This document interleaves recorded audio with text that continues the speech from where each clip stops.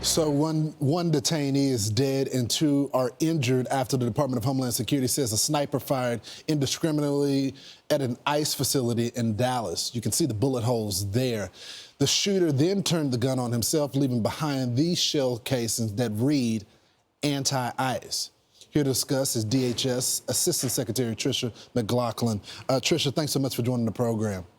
Lawrence, thank you so much for having me this morning. So let's get into some of the facts here. The threat level has been high on all of the facilities, Border Patrol and ICE included.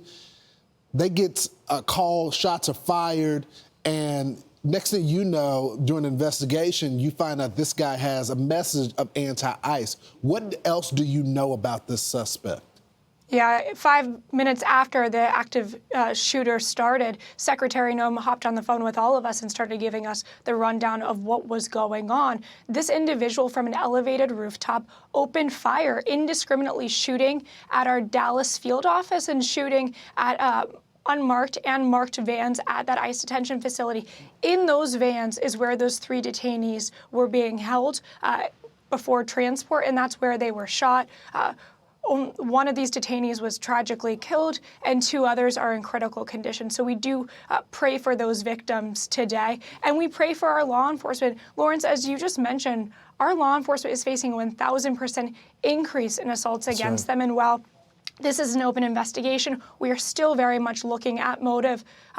We saw those shell casings with the anti-ICE messages, and we saw the monstrous actions of this individual targeting our ICE law enforcement. This has to stop. The political violence in this country must come to an end before there's further bloodshed. You know, Tricia, it is part of your job to work with the media every single day, so you deal with all the different networks and publications. I was looking online. Some of them are disputing the anti-ICE message that was labeled on the bullet.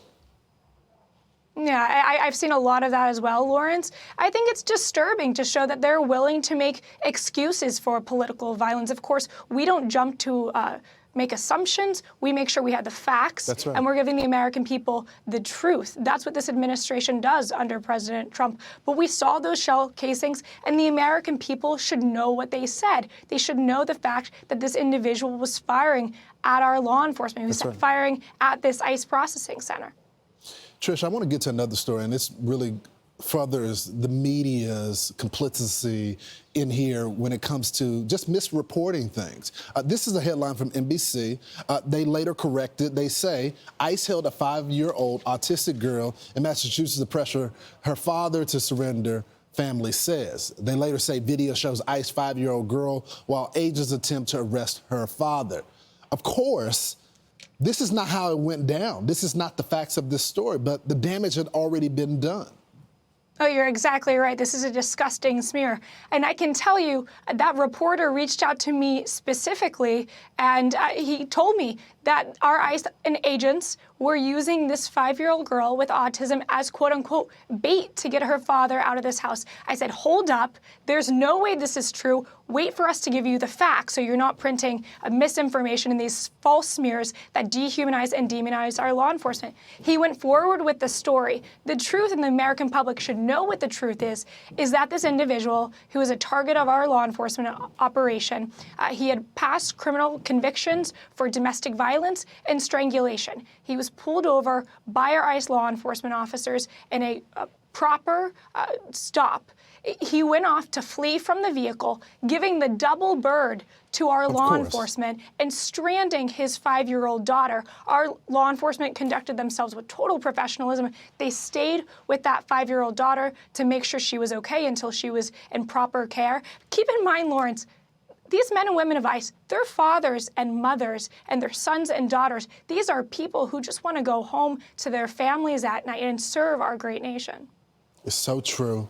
And many of them are friends of mine, and I know the struggle that they go through. They don't make a lot of money. They just don't. They don't make a lot of money to deal with this. They don't have a choice of what laws they have to enforce. They're law enforcement officers. All the laws on the books. You don't like them, change them.